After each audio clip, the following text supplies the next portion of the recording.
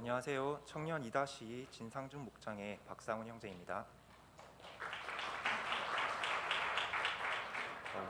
먼저 죄인된 저를 구원해 주시고 지금까지의 삶 가운데 함께해 주셔서 오늘 간증의 자리로 인도해 주신 에베네셀의 하나님께 감사드립니다. 어떤 부분을 나누면 가장 좋을지 고민하다가 그동안 지나온 신앙생활과 사랑이 꽃피는 교회에 와서 받은 은혜, 그리고 4년 동안 공동체에 함께하며 받은 사랑을 이야기해 보려고 합니다. 먼저 저는 예수님을 믿지 않는 가정에서 태어났기 때문에 신앙생활이라고는 어릴 때 동네에 있던 교회에 놀러 가던 것이 전부였습니다. 하지만 어린 당시에도 누군가 저에게 기도하는 것을 알려주었던지 아무것도 몰랐던 그때에도 저는 늘 무슨 일이 생길 때마다 마음속으로 기도를 했던 것 같습니다. 하지만 저의 기도는 항상 기복적인 미신과 같은 기도들이었고 예배 한번 나가지 못한 청소년 시절을 보내게 되었습니다. 대학 입학 당시에도 늘 그래왔던 것처럼 합격만 시켜주시면 교회에 나가보겠다고 또 기복적인 기도를 하고 있었는데 우연히 연락이 닿은 고향 친구의 권유로 교회에 진짜 다시 나가보게 되었습니다. 원래 역사 공부는 좋아해서 성경도 읽어보고 기타도 가르쳐준다는 말에 먼 거리에도 불구하고 출석하게 되었습니다. 하지만 들을 기가 없었던 당시에 저는 설교가 전혀 재미가 없었고 이해가 되지 않았습니다. 먼 거리에서 오는 것에 대한 피로감과 뒷자리에서 매주 의미 없이 졸다가 가는 것에 대한 회의감으로 다시 교회에 나가지 않게 되었습니다. 그렇게 교회에 몸담을 기회를 놓치고 하나님과 관계없는 군 생활을 보낸 뒤에 개인적으로 감당하기 어려운 일을 겪고 나서야 온전히 하나님께 돌아올 수 있었습니다. 돌이켜보면 하나님께 나아갈 기회가 많이 있었는데 스스로 눈을 감고 귀를 닫으며 내 소신이 옳은 대로 살다가 결국 온갖 어려움을 다 겪은 뒤에서야 미련하고 죄인된 모습으로 하나님께 나아갔던 것 같습니다. 새로 출석하게 된 교회에서는 참 뜨겁게 신앙생활을 했던 것 같습니다. 두날개 프로세스로 운영되는 교회였기 때문에 컨퍼런스, 회복 캠프, 제자훈련, 행복 모임, 아울리치 등 많은 프로그램이 운영되었고 저는 거의 대부분을 참여하면서 교회의 비전과 사명을 깨닫게 되었습니다. 그러나 곧 위기가 찾아왔습니다. 당시 리더십의 절반이 담임 목사님과의 갈등으로 교회를 떠나가게 된 것입니다. 친했던 분들이 매일 교회를 떠나가는 모습을 보는 것은 많이 아픈 일이었습니다. 어수선한 분위기 속에서 저는 마지막 한 명이 남더라도 목사님과 교회에 남을 것이라고 다짐하고 그분들의 공백을 채우기 위해 노력했습니다. 셀리더, 중고등부 교사, 선교팀장, 찬양인도자, 행복모임인도자 등 더 열심히 사역했고 주 5, 6회는 교회에 있었던 것 같습니다. 그러나 고민도 있었습니다. 동시에 많은 직분을 맡고 많은 헌신을 하다 보니 대학생으로 직장을 준비해야 되는 시기를 미루게 되고 가족과 친구들을 돌아보지 못하고 사랑하는 마음으로 한 영혼을 섬기기보다는 일로서 모든 사역을 감당하게 되는 것 같았습니다. 또 예수님의 제자가 아닌 담임 목사님의 제자가 되어간다는 생각이 들 무렵 교회를 떠나신 분들의 사연도 알게 되고 스스로도 무엇이 문제인지 깨닫게 되면서 저 또한 담임 목사님과의 갈등을 겪게 되었고 결국 교회를 옮기는 결정을 하게 되었습니다. 그때 저의 결정에 함께 해준 사람이 지금의 여자친구인 사라였고 그때부터 우리의 수험생활이 시작되었습니다. 시간은 많이 흘렀고 우연한 기회에 사라의 면접 스터디원으로 나영성 간사님을 만나게 되었습니다. 사라는 새로운 스터디원을 찾고 있었고 당시 간사님은 로이가 태어나던 시기였기 때문에 스터디원을 늦게 찾게 되면서 만남이 이루어지게 되었습니다. 지금 와서 돌이켜보면 하나님께서 이어주신 인연이었고 제 삶에서 가장 감사한 만남이라는 생각이 듭니다. 면접 스터디를 진행해 가면서 나누었던 교회에 관한 이야기, 열정적이시고 섬세하시다는 구목사님에 관한 이야기, 무엇보다 나영선, 오미선 부부를 보면서 점점 교회가 궁금해졌고 금요 기도회를 시작으로 사라와 함께 사랑이 꽃피는 교회에 출석하게 되었습니다.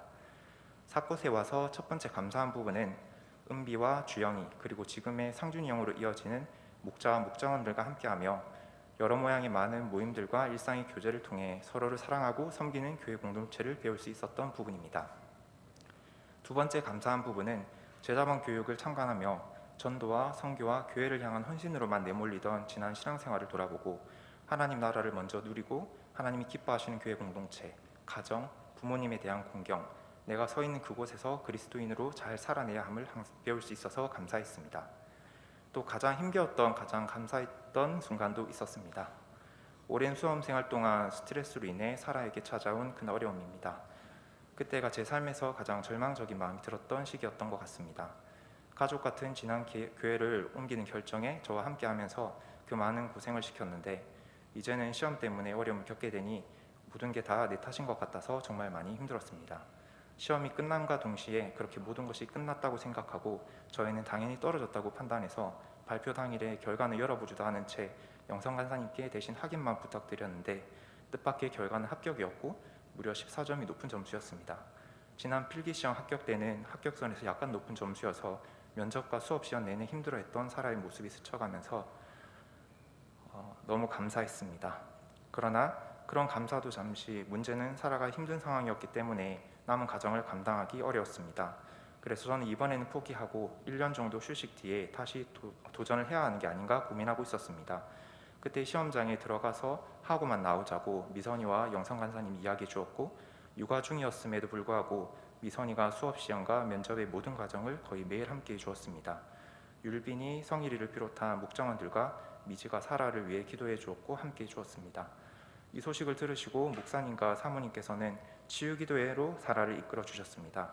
어려운 상황이었지만 사모님, 권사님과 많은 지체들이 기도를 함께 해주셔서 감내할 수 있었고 저 또한 이때만큼 간절했던 적이 없었던 것 같습니다. 시간이 흘러 2번의 2차 시험을 공동체의 기도로 잘 감당하며 합격이라는 결과를 받았습니다.